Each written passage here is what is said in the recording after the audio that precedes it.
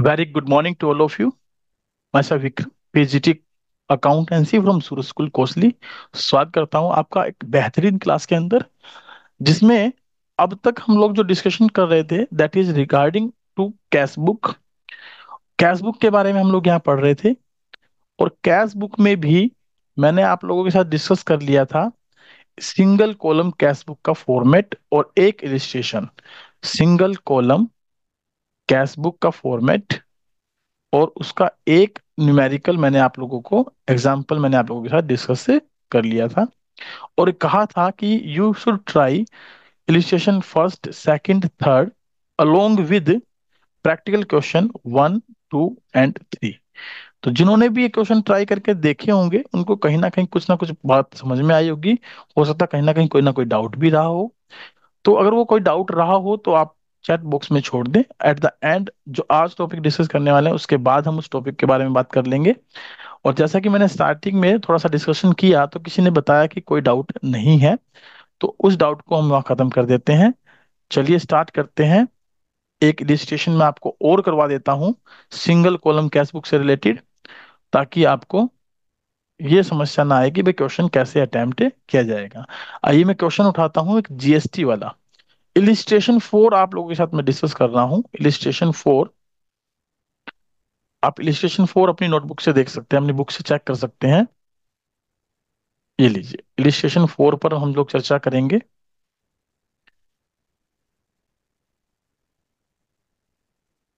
Illustration 4 है, enter the following transaction in a single column cash book and journal. देखिए दो चीजें पूछ ली, सिंगल कॉलम कैश बुक पूछ ली हमसे और साथ में जर्नल पूछ लिया। तो इसका मतलब जर्नल में हम वो कौन सी एंट्री पास करेंगे? We will pass all those transactions, हम वो सारी एंट्री पास करेंगे which are not to be recorded into cash book. यानी कि अगर बैंक की कोई ट्रांजेक्शन आई जिसमें बैंक बैंक आया, कैश यूज नहीं हुआ, तो उसको भी हम जर्नल में रिकॉर्ड करके चलेंगे। और इनके अलावा जितने भी नॉन कैश ट्रांजेक्शन्स आई, मैं कह रहा हूं नॉन कैश, नॉन मॉनेटरी नहीं, नॉन कैश, वो भी जर्नल में रिकॉर्ड करेंगे। जैसे उधार में गुड्स खरीद ली, उधार में एसेट्स खरीद ली, वो भी हम यही रिकॉर्ड करेंगे। इनके अलावा जैसे डेप्रिसिएशन है, वो भी नॉन कैश एक्सपेंस होता है, उसको भी जर्नल में रिकॉर्ड करके चलेंगे। तो कुछ जर्नल प्रिपेयर करेंगे और कुछ के लिए कैश बुक प्रिपेयर करेंगे। जो जितनी कैश की एंट्री होंगी सारी सिंगल कॉलम कैश बुक में चली जाएंगी, और उधार की जो एंट्री होंगी वो हमारी जर्नल में आ जाएंगे। आइए सबसे पहले शुरुआत करते हैं फरवरी 1 ट्रांजेक्शन से। लिखा बैलेंस इन शॉप, दुकान में कैश का बैलेंस बताया गया है 40,000 रुपीज। तो मैंने आपको बताया था कल जब सिंगल कॉलम कैश बुक बनाई थी, उसमें मैंने ये बात की थी कि भाई हम जब भी बैलेंस निकालते हैं तो उस बैलेंस को अगले महीने की 1 तारीख को कैरी कर लेते हैं, टू बैलेंस ब्रोट डाउन के नाम से। और फिर कभी भी अगर हमें कैश बुक बनानी पड़े तो अगर पुराना कोई बैलेंस हो तो सबसे पहले उस बैलेंस को लिखा जाता है। तो ऐसे ही इस क्वेश्चन में हमें दिया गया है, क्या दिया गया है? बैलेंस 1 फरवरी को टू बैलेंस ब्रोट डाउन के नाम से 40,000 रुपये सिंगल कॉलम कैश बुक में हम लिख लेंगे। आइए देखते हैं सिंगल कॉलम कैश बुक में इसकी एंट्री कैसे की गई है। ये देखिए इसका सॉल्यूशन आप चेक करिए। सॉल्यूशन में कैश बुक हम मेंटेन कर रहे हैं, फरवरी 1 2023 को लिख रहे हैं, टू बैलेंस से ब्रोट डाउन रुपीज 40,000। ठीक है, चलिए ट्रांजेक्शन नंबर 2 पर चलते हैं। ट्रांजेक्शन नंबर 2 क्या कहती है? लिखा है बोट गुड्स, गुड्स हमने क्या की हैं? खरीदी हैं। सीजीएसटी जिस पर 6% लगा है, एसजीएसटी जिस पर 6% लगा है, तो इसका मतलब it is an intra state transaction. ये इंट्रा स्टेट ट्रांजेक्शन है बेटा, जीएसटी का चैप्टर हम कर चुके हैं। तो इंट्रा स्टेट ट्रांजेक्शन है, यानी कि विद इन स्टेट ट्रांजेक्शन है। तो विद इन स्टेट में हमारा सीजीएसटी और एसजीएसटी एप्लीकेबल होता है। तो इसकी अगर आप जर्नल एंट्री अगर बनाते, जो कि हमें यहाँ करनी नहीं है, क्यों नहीं करनी है? क्योंकि कैश में ट्रांजेक्शन है। किस में ट्रांजेक्शन है ये? कैश में। लिखा नहीं है ना किससे खरीदा, तो हम यही मानते हैं कि कैश में परचेज किया। तो कैश में परचेज किया, तो सिर्फ मैं जर्नल एंट्री लिख इस पर्पज से रहा हूं कि आप इसको कैश बुक में कैसे लिखेंगे। वैसे तो मैं डायरेक्ट लिख देता, डायरेक्ट लिख के बता भी देता हूं। देखिए अगर आप कोई गुड्स खरीद रहे हो तो उसमें पैसा आपसे जा रहा है, मतलब आप पेमेंट कर रहे हो। क्या कर रहे हो? पेमेंट कर रहे हो। और मैंने आपको बताया था कैश बुक में जो क्रेडिट साइड होती है वो पेमेंट की साइड मानी जाती है, तो उस तरफ हम इसको कैसे लिखेंगे, बाय परचेजेस के नाम से, जो हमने गुड्स खरीदी। साथ में हमने क्या लिखना है, by input CGST, by input SGST, ऐसे लिखकर हम इसको लिखेंगे। आइए चेक करें सॉल्यूशन में कैसे इसने लिखा है, ताकि आपको थोड़ा सा क्लियरेंस में आए। देखिए यहाँ लिखा है कैश बुक के अंदर, बाय परचेजेस 30,000 की गुड्स खरीदी है, बाय इनपुट CGST 6% लगा है, बाय इनपुट SGST 6% लगा है। तो टोटल तीनों ट्रांजेक्शन यहाँ आ जाएंगी, क्योंकि जनरल एंट्री क्या हुई होगी, purchase account debit, input CGST account debit, input SGST account debit, to cash, to cash, ये एंट्री हमारी यहाँ पर हुई होगी। आइए नेक्स्ट चलते हैं थर्ड ट्रांजेक्शन पर। थर्ड ट्रांजेक्शन क्या है, यहाँ पर हमारे पास गिवन है, देखिए लिखा है सोल्ड गुड्स CGST 6%, SGST 6%, तो ये भी कैश में सेल हुई है। और कैश में सेल हुई है तो यहाँ पर हमें क्या हो रही है, रिसिट्स हो रही है, पैसा हमें मिल रहा है। जर्नल एंट्री हम करते नहीं है, तो जर्नल एंट्री इसकी नहीं करेंगे, तो डायरेक्ट लिख देंगे रिसिट साइड, जो कि हमारी कौन सी साइड होती है, डेबिट साइड। डेबिट में क्या लिख देंगे, to sales, to output CGST और to output SGST, dated 7 Feb। To sales, to output CGST, to output SGST, 45,000 का गुड्स हम खरीद रहे हैं, जिसपे 6% CGST और SGST लग रहा है। चलिए नेक्स्ट ट्रांजेक्शन पे चलते हैं। Dated 10th Feb, paid to Yashpal and sons own account. Yashpal and sons को हमने ओन अकाउंट यानी कि 6,000 रुपये पेड किए, उसका कुछ बैलेंस होगा जो हमें पेड करना था, तो उसमें से मैंने इसको कितने रुपए दे दिए, 6,000 रुपये दे दिए। तो मैं ये क्या कर रहा हूँ, पेमेंट कर रहा हूँ। पेमेंट कर रहा हूँ, किसको कर रहा हूँ, यशपाल को कर रहा हूँ।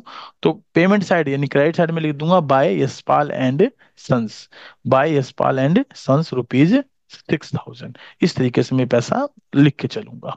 चलिए नेक्स्ट ट्रांजेक्शन देखते हैं। नेक्स्ट ट्रांजेक्शन क्या है हमारी, that is received from Rahul brothers. देखिए रिसीव्ड हो रहा है, यानी कि मुझे रिसीट हो रही है, मुझे क्या हो रही है, रिसीट हो रही है, पैसा मिल रहा है। एंड डिस्काउंट अलाउड, और डिस्काउंट दे रहा हूं। तो अब देखिए डिस्काउंट अलाउड जो है उसको हम यहाँ पर रिकॉर्ड जर्नल में करेंगे, लेकिन जो पैसा मिला है उसकी एंट्री हम किस में करेंगे, उसकी एंट्री हम करेंगे बेसिकली किसके अंदर, कैश बुक के अंदर। अब 9800 रुपये मुझे मिल रहे हैं, तो इसको तो हम डेबिट साइड में लिख देंगे, किस कैसे लिख देंगे, by sorry to Rahul brothers.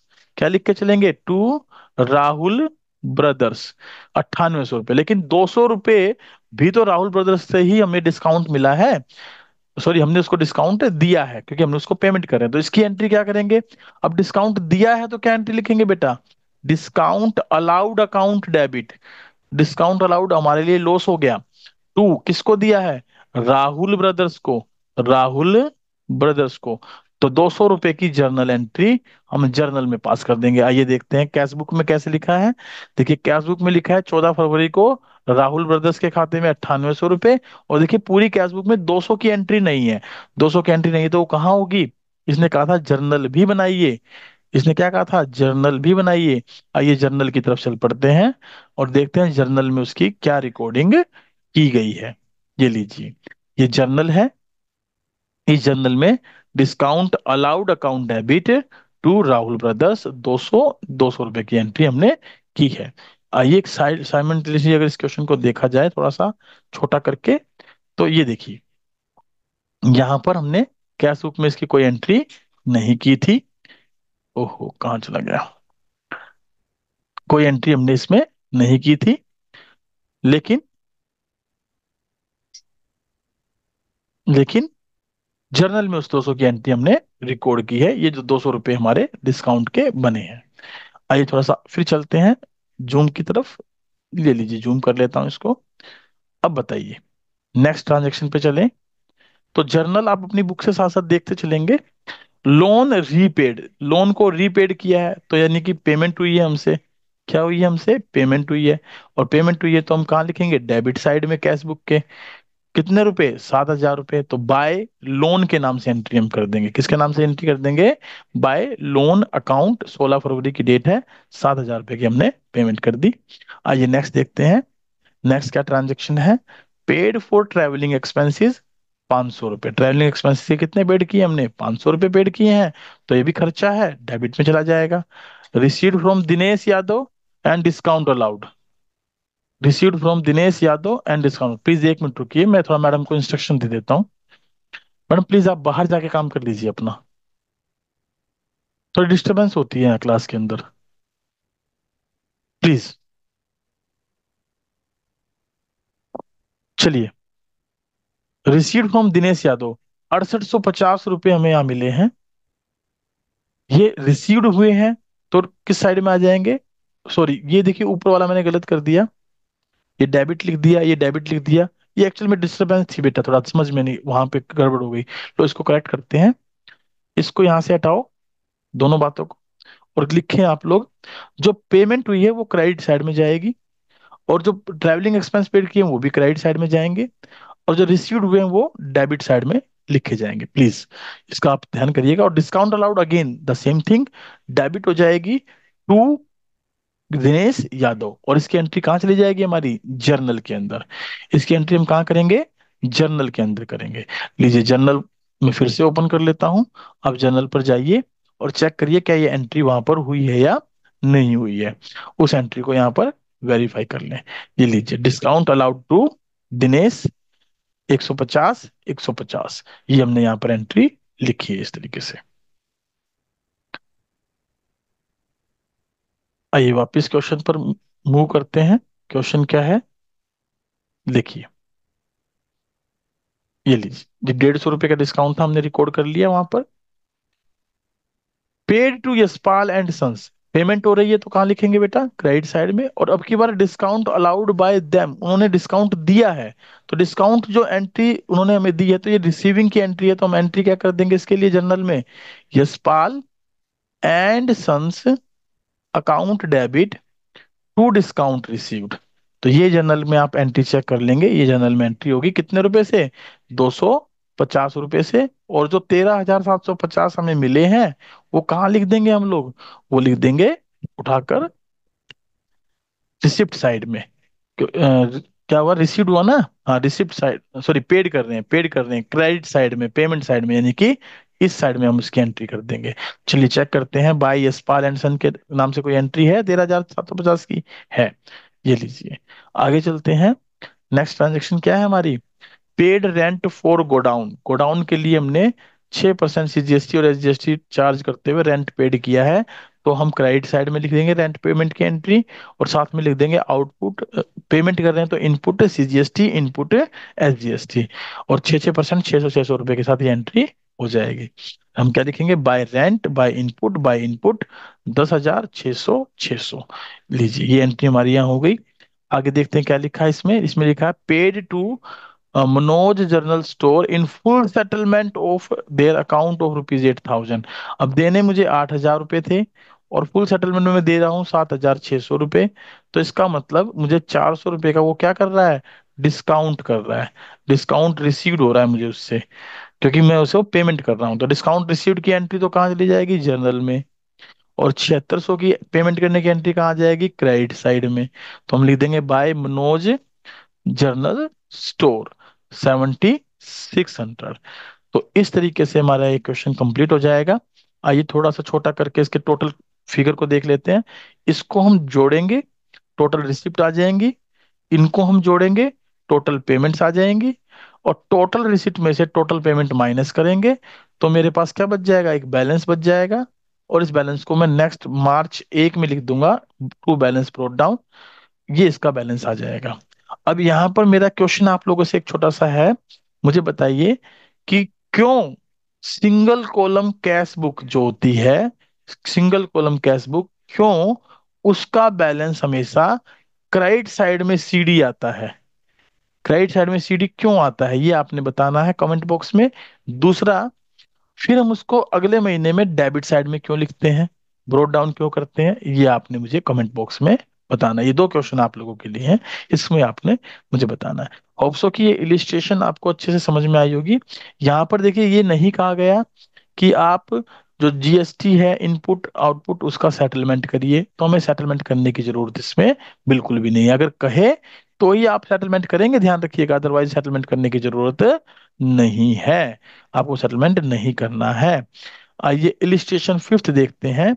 Single column cash book है ये भी। इस सिंगल कॉलम कैश बुक को भी हम यहाँ चेक कर लेते हैं। देखिए, ऑफ मिस्टर रमन की है, तो रमन का अकाउंट, रमन की बुक में हम क्या बना लेंगे, कैश बुक बना लेंगे। Debit side and credit side format रहेगा date, particulars, voucher number, ledger folio, cash, date, particular, voucher number, ledger folio, cash. एक एक ट्रांजेक्शन पढ़ते जाएंगे और लिखते चले जाएंगे। यहाँ पर देखिए पहली ट्रांजेक्शन क्या है, कैश बैलेंस है, तो बेटा बैलेंस तो टू बैलेंस ब्रोट डाउन के नाम से लिखा जाएगा, तो आप इसको टू बैलेंस ब्रोट डाउन के नाम से यहाँ पर शो कर लें। लीजिए, टू बैलेंस ब्रोट डाउन के नाम से हम इसको यहाँ पर शो कर देंगे। 9500 रुपये का बैलेंस है। आइए नेक्स्ट देखते हैं। नेक्स्ट है goods sold of rupees 4,000, 4 rupees 4,000 to Ram for cash less 2% cash discount. अब देखिए कैश डिस्काउंट दिया है, तो इस प्रकार के हमने डिस्काउंट क्या किया है, अलाउड किया है, गुड्स बेची है ना, तो डिस्काउंट अलाउड किया है।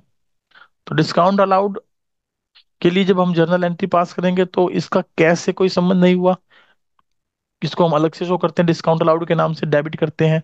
और जो पैसा आता है, पेमेंट का जो पैसा आता है, वो कैसे आता है, वो कैश या बैंक अकाउंट से डेबिट होता है, यानी कैश अकाउंट से डेबिट होगा टू जिसको हमने गुड्स बेची है या जिससे पैसा मिल रहा है। लेकिन यहाँ पर एक बात आप ध्यान करिए, goods sold to Ram for cash लिख दिया, इसीलिए हमने राम के नाम का यूटिलाइजेशन नहीं करना है, सीधी एंट्री हो जाएगी गुड्स बेचने की। और बेचने पर पैसा आएगा तो मैं लिखता हूं कैश डेबिट, मैं डिस्काउंट दे रहा हूं तो लिख दूंगा डिस्काउंट अलाउड डेबिट, और टू सेल्स। देखिए जर्नल एंट्री सिर्फ समझाने के पर्पज से कर रहा हूं, मैं फिर बता दूं, जब भी कैश बुक बनाई जाएगी तो कैश से रिलेटेड एंट्री पास नहीं होती, लेकिन इसमें डिस्काउंट अलाउड की एक एंट्री है, उस एंट्री को आप या तो नोट नंबर में लिख के बताएंगे क्योंकि इसने जर्नल बनाने के लिए नहीं कहा इस बार, या फिर इसका जर्नल एंट्री में, जर्नल बुक में इसकी जर्नल एंट्री पास कर देंगे। तो यहाँ पर 4,000 में से 2%, इसका मतलब हो गया 80 रुपये हम माइनस कर दें, तो टोटल 3,920 रुपए की रिसीविंग हमें हो रही है। तो रिसीविंग डेबिट साइड में दिखा देंगे टू सेल्स के नाम से, टू सेल्स 3,920 रुपए। आइए आगे चलते हैं। आगे दिया है इसमें बोट गुड्स। अब गुड्स खरीद रहा हूं तो पेमेंट साइड में जाएगा, तो 4,000 रुपए की पेमेंट आप बाय परचेजेस के नाम से दिखा देंगे 5 जनवरी को।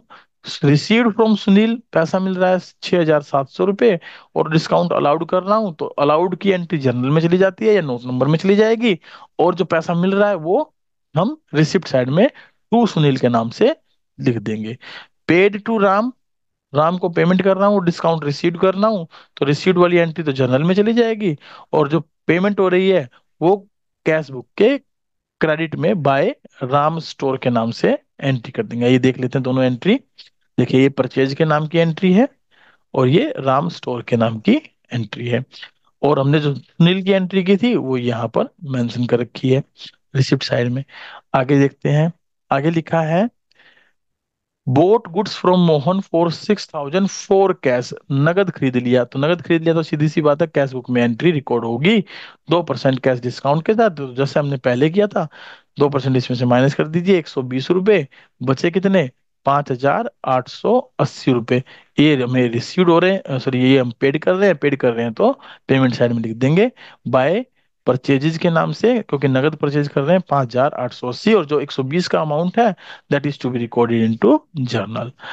पेड वेजेस 2,000 रुपये वेजेस पेड कर रहा हूँ, पेड रेंट 1,000 रुपये रेंट पेड कर रहा हूँ, टोटल 3,000 की पेमेंट कर रहा हूँ, तो 3,000 की पेमेंट आप क्रेडिट साइड में दिखा देंगे बाय वेजेस बाय रेंट के नाम से। इसके ऊपर एक ट्रांजेक्शन हमारी जाएगी बोट फर्नीचर ऑन क्रेडिट। देखिए उधार में जो सामान खरीदा, उधार में जो फर्नीचर खरीदा उसकी एंट्री जनरल में लिख देंगे, और खरीद क्या रहे हैं, फर्नीचर, तो एंट्री क्या हो जाएगी, फर्नीचर अकाउंट डेबिट टू, उधार में खरीद रहा हूं तो सप्लायर का नाम आ जाएगा, टू सप्लायर अकाउंट या टू वेंडर अकाउंट, क्या लिख देंगे, टू वेंडर अकाउंट। तो ये जनरल में एंट्री हो जाएगी, इसकी कैश बुक में कोई रिकॉर्डिंग नहीं होगी, क्यों, क्योंकि ये उधार में है, क्योंकि ये एंट्री किस में है, उधार में है, तो इसको कहाँ लिखा जाएगा, जर्नल में लिखा जाएगा, जर्नल में।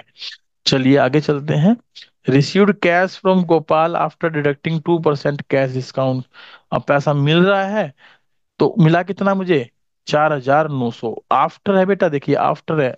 ऐसा मत कर दीजिएगा कि 4900 पे 2% और कैलकुलेट करके घटा दो कहीं आप। ये आफ्टर है बेटा। आफ्टर का मतलब होता है इसमें से डिस्काउंट घटा हुआ है।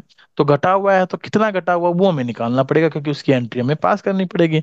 तो आप देखिए, अगर कोई चीज 100% हो और उसमें से 2% घटी हुई हो, तो वो कितने परसेंट बच जाएगी? 98%। अब आप बताइए मुझे कि 9800 कितने परसेंट है? 98%। तो इसको 1% की वैल्यू में कन्वर्ट कर लीजिए। 98 वन जा 98 इज इक्वल टू कितने पर चला जाएगा? देखो, ये 49 का डबल 98 होता है ना, 49 का डबल। तो करीब करीब मैं इसको अगर डिवाइड करूंगा तो पूरा पूरा भाग होना चाहिए। तो कितने पे जाना चाहिए जरा देखते हैं। 49 की टेबल से ही भाग कर लेते हैं, चलो। 49 दूनी 98, और 49 एकम 49, ये लीजिए। तो ये आ गया 2% की वैल्यू आ गई 100 रुपए। 2% की वैल्यू कितनी आ गई? 100, और हमें यही चाहिए थी। तो 100 रुपए का जो डिस्काउंट हम अलाउड करेंगे उसकी एंट्री कर देंगे, discount allowed account debit to Gopal. और 4900 की एंट्री हम कहाँ लिख देंगे? कैश बुक के अंदर। कहाँ पर? पेमेंट रिसिप्ट साइड में, टू गोपाल 4900 रुपये। ठीक है। चलिए नेक्स्ट एंट्री देखते हैं। Received interest 200 and commission 300। 200 और 300 रुपये कमीशन मिले हैं। मिले हैं तो इनकम हुई है, तो यहाँ लिख देंगे टू इंटरेस्ट। और यहीं पर देखिए दूसरी तरफ चलते हैं क्वेश्चन में। ये लीजिए, यहाँ पर हमारा क्या आ जाएगा? By, sorry, to commission. To commission 300। और जो वेजेस रेंट वगैरह पेड किए थे वो एंट्री हमने ये कर दी। अब इसका बैलेंस निकालेंगे, इधर टोटल करिए इधर टोटल करिए और डिफरेंस करिए, बैलेंस आ जाएगा 7,840 रुपये। और इसको अगले महीने की 1 तारीख को ब्रोड डाउन कर दीजिए। और जो एंट्री जर्नल में मैंने करवाई थी, उसके लिए देखिए ये वर्किंग नोट बनाया है इसने, है ना। ये वर्किंग नोट आप ऐसे दे सकते हैं, अदरवाइज आप जर्नल बुक भी बना सकते हैं। आप जर्नल बुक भी बना सकते हैं उन एंट्रियों को रिकॉर्ड करने के लिए। लेकिन जब कहा ही नहीं है तो क्यों एक्स्ट्रा बर्डन ले, हम सीधा वर्किंग नोट लिख कर ही काम चला लेंगे। ठीक है। ये तो हुआ हमारा सिंगल कॉलम कैश बुक का अप टू 5 इलिस्ट्रेशन। आइए थोड़ा सा डिस्कशन हम और कर लेते हैं related to double column cash book. Double column cash book से संबंधित हम जो है डिस्कशन कर लेते हैं। और इसमें भी मैंने आपको बताया था, टू कॉलम कैश बुक में हमारे पास कौन सी कैश बुक बनेगी? जिसमें कैश और बैंक का कॉलम आएगा। जिसमें कैश और बैंक का कॉलम आएगा, वो डबल कॉलम कैश बुक हमें डिस्कस करनी है। तो भाई डबल कॉलम कैश बुक में कैश और बैंक के कॉलम के फॉर्मेट को एक बार डिस्कस कर लेते हैं, उसके बाद समझेंगे थोड़ा सा आगे। तो होप्स हो कि इसका जो फॉर्मेट होता है वो ज्यादा सा बड़ा नहीं है, ज्यादा सा मतलब डिफरेंट नहीं है। जैसा हमने सिंगल कॉलम कैश बुक का फॉर्मेट पढ़ा, सेम उसी तरीके से इसका भी फॉर्मेट हम लोग डिस्कस कर लेंगे। तो इसके फॉर्मेट में भी हम वही बातें रखेंगे जो हमें रखनी है। ये लीजिए, मैं लाइन लगा लेता हूँ। क्या हो गया भाई?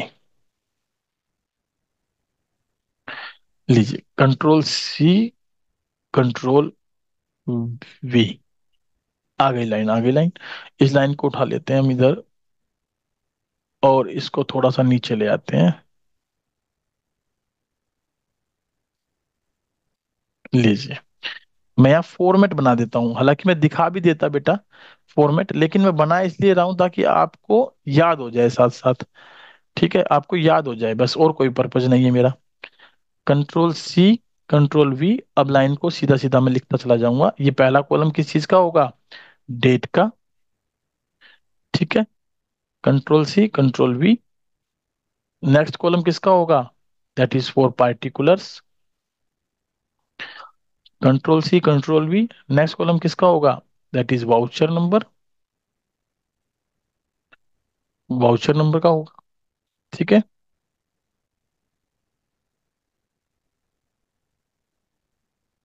Control V. नेक्स्ट कॉलम किसका होगा? That is for ledger folio. फिर कंट्रोल वी। उसके बाद नेक्स्ट कॉलम होगा हमारा एक अमाउंट का, क्योंकि दो कॉलम अमाउंट के हैं, तो मैं दो कॉलम अमाउंट के मेंशन कर लूंगा यहाँ पर।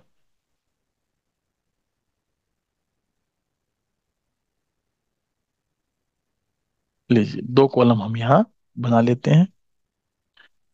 अब डिक्टो एज इट इज ये सारे कॉलम दूसरी तरफ बन जाएंगे हमारे, है ना। मैं इनका नाम देता हूं पहले। लीजिए, पहला कॉलम किस चीज का है? डेट का। दूसरा कॉलम किस चीज का है? पार्टिकुलर्स का। तीसरा कॉलम वाउचर नंबर। चौथा कॉलम लेजर फोलियो। पांचवा कॉलम कैश का। और छठा कॉलम बैंक का। उसमें हमारे पांच कॉलम थे, इसमें हमारे छह कॉलम है। और एज इट इज ये सारे कॉलम हमारे दूसरी तरफ भी आ जाएंगे। ठीक है, ये सारे कॉलम हमारे दूसरी तरफ भी आ जाएंगे। तो मैं जल्दी जल्दी बना देता हूँ। लीजिए, पहला कॉलम हमारा इसमें भी डेट का हो जाएगा। नेक्स्ट कॉलम हमारा किस चीज का हो जाएगा? That is of particulars. फिर हमारा एक कॉलम किसका आ जाएगा? Voucher number. फिर एक कॉलम किस चीज का आ जाएगा? That is ledger folio. और फिर एक कॉलम किस चीज का आ जाएगा? अमाउंट कैश का। और फिर उसके बाद एक कॉलम और आ जाएगा, that is of amount bank balance. ये हमारे कॉलम बन जाएंगे। अब इधर कौन सी साइड होगी हमारी, बता दीजिए। ये हो गई हमारी डेबिट साइड। ये कौन सी साइड हो गई हमारी?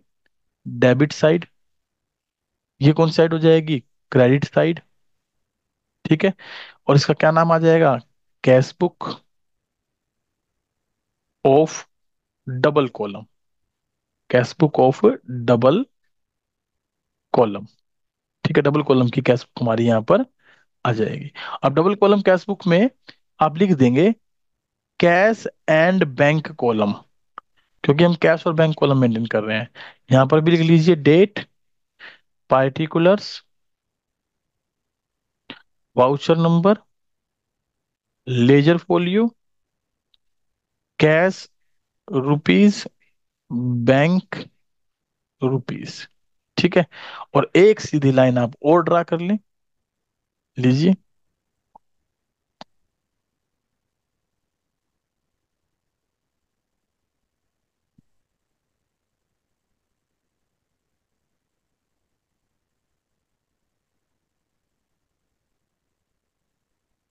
ये बन गई हमारी कैश बुक का फॉर्मेट। आज हमने काफी हद तक ठीक काम किया है। ठीक है ना। चलिए, अब इसमें लिखा क्या जाएगा? सबसे पहले बात ये थी, देखिए डेट के कॉलम में तो डेट ही आएगी। लेकिन पार्टिकुलर्स में ऐसा हो सकता है कि जब डबल कॉलम कैश बुक बनाई जाए तो उसमें कुछ बैलेंसेस गिवन हो। क्या गिवन हो? कुछ बैलेंसेस गिवन हो। कैसे बैलेंसेस गिवन हो? भाई बैलेंसेस गिवन हो सकते हैं किससे संबंधित? कैश एंड बैंक से। ये ऐसा भी हो सकता है कि हम डायरेक्ट क्वेश्चन को क्या कर दें, स्टार्ट कर दें, है ना। ऐसा भी हो सकता है। लेकिन हमें यहाँ पर क्वेश्चन मिल सकते हैं। क्या मिल सकते हैं? क्वेश्चन मिल सकते हैं। तो हमें जो क्वेश्चन मिलेगा, तो उस क्वेश्चन में सबसे पहले चेक करना है कि क्या हमें बैलेंसेस दिए गए हैं। अगर बैलेंसेस दिए गए तो यहाँ डेट डालिए, और मंथ की स्टार्टिंग की डेट यानी कि 1 तारीख आ जाएगी, और लिखा जाएगा टू बैलेंस ब्रोड डाउन। अब भाई यहाँ पर सबसे इंपॉर्टेंट बात समझनी है।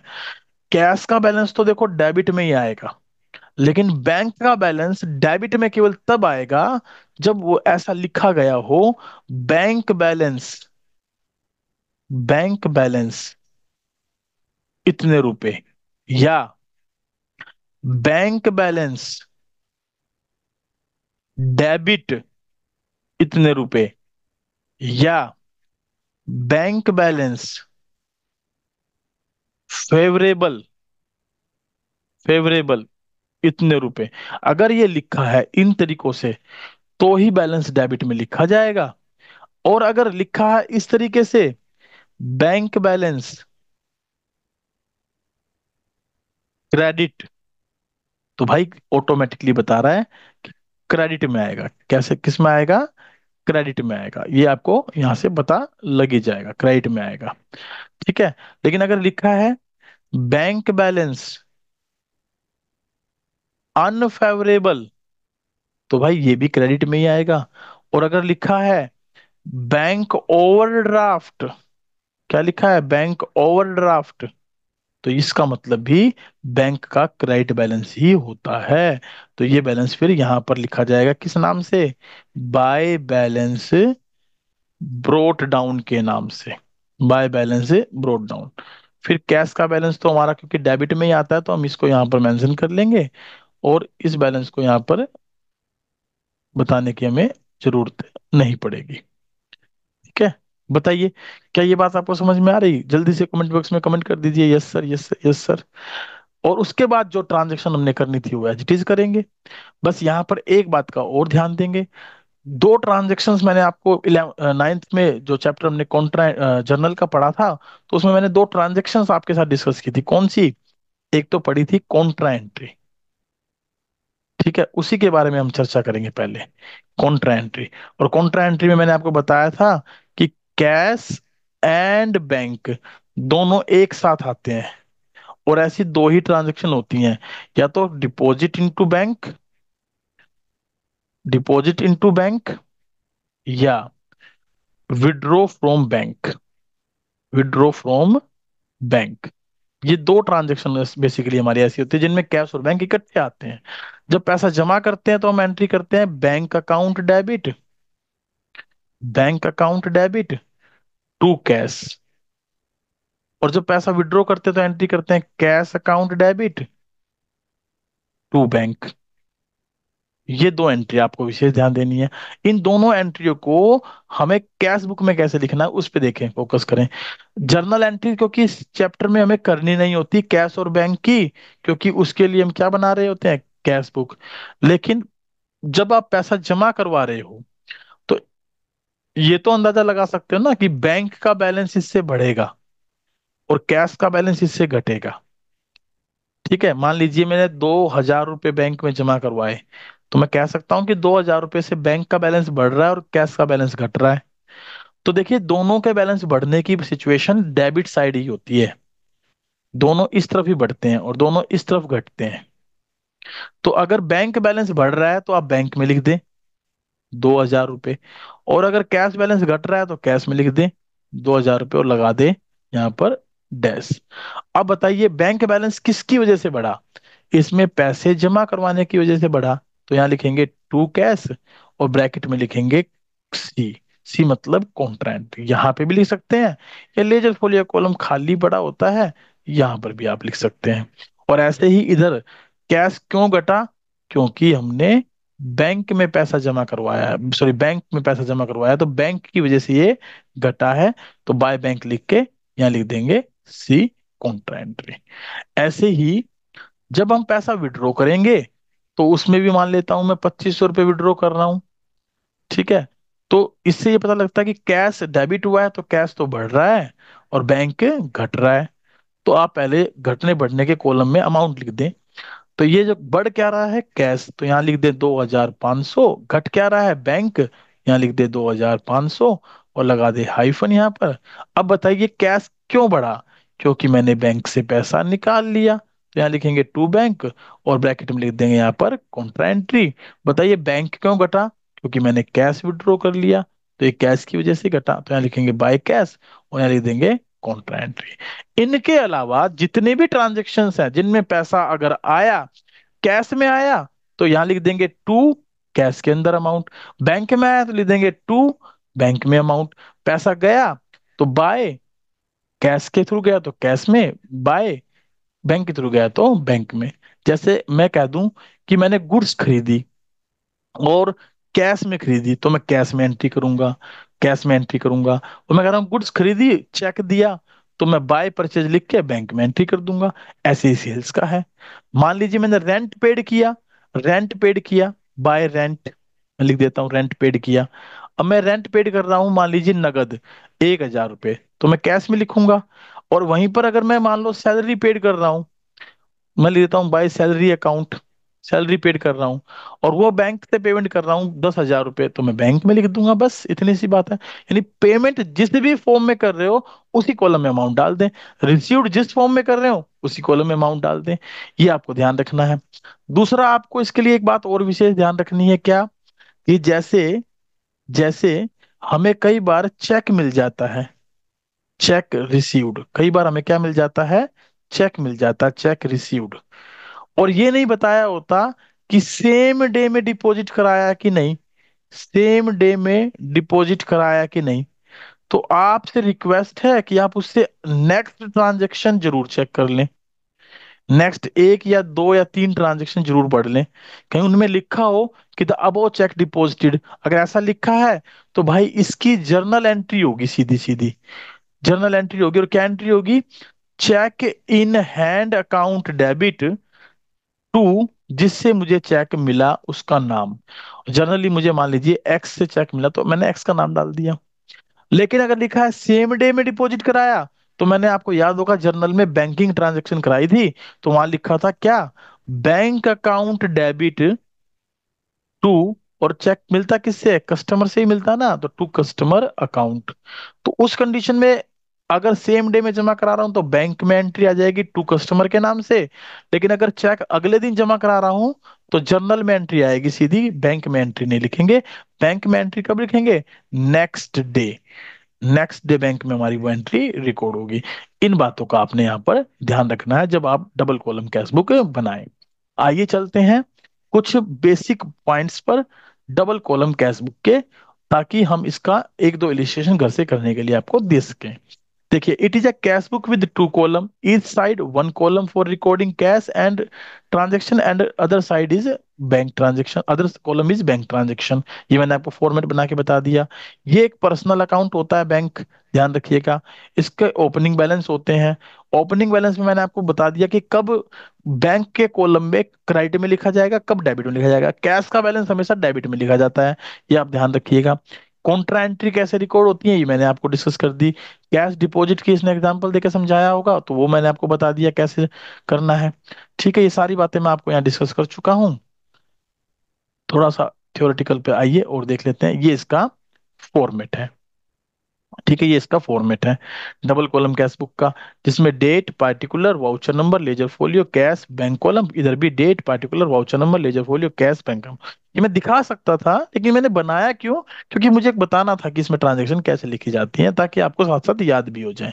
तो ये जो है सारी बातें आपने इसमें पढ़नी है, और इनके साथ साथ जो होमवर्क है वो क्या है बेटा, जो होमवर्क है वो क्या है, बिल्कुल आप सही समझ रहे हैं। होमवर्क में इलिस्ट्रेशन नंबर 6 आपको करके देखनी है, इलिस्ट्रेशन नंबर 6। लीजिए, यहां पर आ जाइए, ये आपको मैं होमवर्क में दे रहा हूं, इलिस्ट्रेशन नंबर 6। ये आपका होमवर्क है, illustration 6 plus practical question number 6। केवल दो ही क्वेश्चन दे रहा हूं बेटा, दो को करने में थोड़ा समय लगेगा, लेकिन जब दो क्वेश्चन कर पाए तो please try yourself, try yourself. क्या ट्राई करेंगे, illustration number 7 and thereafter practical question number 7। ये मैंने सिर्फ ट्राई करने के लिए कहा है, और ये केवल वही बच्चे ट्राई कर पाएंगे जिन्होंने क्वेश्चन नंबर, इलिस्ट्रेशन नंबर 6 और प्रैक्टिकल क्वेश्चन नंबर 6 कर लिया होगा। और जो चाहते हैं कि हम कुछ एक्स्ट्रा करें, हम कुछ एक्स्ट्रा करें, और एक्स्ट्रा करके अपना वर्कलोड एडवांस में कम कर लें, क्योंकि सर तो कल फिर ये काम देंगे ही देंगे, तो कल, जब कल देने के बजाय अगर आज ही कर लेंगे तो हमारा वर्कलोड कम भी हो जाएगा, कल हम ऐसा कर सकते हैं, है ना। थैंक यू वेरी मच, आज की क्लास के लिए केवल इतना ही। अगर किसी को कोई बात पूछनी है, समझनी है, अगर डिस्कस करनी है, तो now you are open to ask your question. बताइए, बताइए। मैंने आपको अनम्यूट पे डाल दिया, अगर कोई डाउट, कोई बात पूछनी तो पूछिए। मैं आपके मैसेज देख लेता हूँ इतने। मैसेज में मेरे पास खुशी दीदी ने मैसेज भेजा है, सर हॉलीडे होमवर्क नहीं मिलेगा। अरे बेटा, क्लासेस चल रही हैं, यही काम कर लो, यही हॉलीडे होमवर्क है, यही तो करवाना था मुझे हॉलीडे होमवर्क में। मैं आपको करने के लिए देता, वो मैं आपको करवा रहा हूँ। बहुत अच्छी बात होगी। चलो, प्राची दी का क्या मैसेज आया है? सर, क्योंकि receipt column is always bigger than payment, हमारे पास जितने रिसिप्ट हैं हम उससे ज्यादा पे नहीं कर सकते, यानी जितना कैश हमारे पास है उससे ज्यादा पे नहीं कर सकते। तो इसका मतलब बिल्कुल सही जवाब दिया इन्होंने। बीच में मैंने क्वेश्चन पूछा था कि कैश बुक का बैलेंस जो हमेशा क्रेडिट में क्यों बचता है और बैलेंस डेबिट में क्यों लिखते हैं, तो इसका मतलब है cash book always shows A debit balance with cash column. बिल्कुल सही कहा, क्योंकि जितना कैश आपके पास अवेलेबल होता है उससे ज्यादा पैसा अपना तो खर्च कर सकते हैं, या तो ज्यादा से ज्यादा क्या होगा, debit and credit balance equal हो सकते हैं, और इसके अलावा कुछ नहीं। बताइए, इसके अलावा किसी को कोई और क्वेश्चन पूछना है, कोई और क्वेश्चन डिस्कस करना है तो you are allowed to unmute yourself please. अगर कोई डाउट हो, एकांत, खुशी, गौरव, यशिका, कोई भी डाउट हो तो यू कैन आस्क।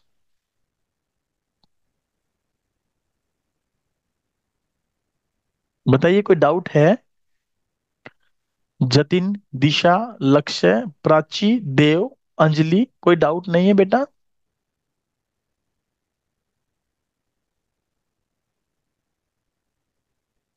सर, कोई डाउट नहीं है?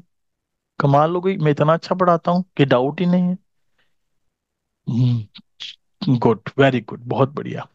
अगर कोई डाउट नहीं है तो thank you very much, you can leave the class and you can enjoy, try your questions. Harsh, कोई डाउट है बेटा? यशिका, बताइए क्या डाउट है बेटा?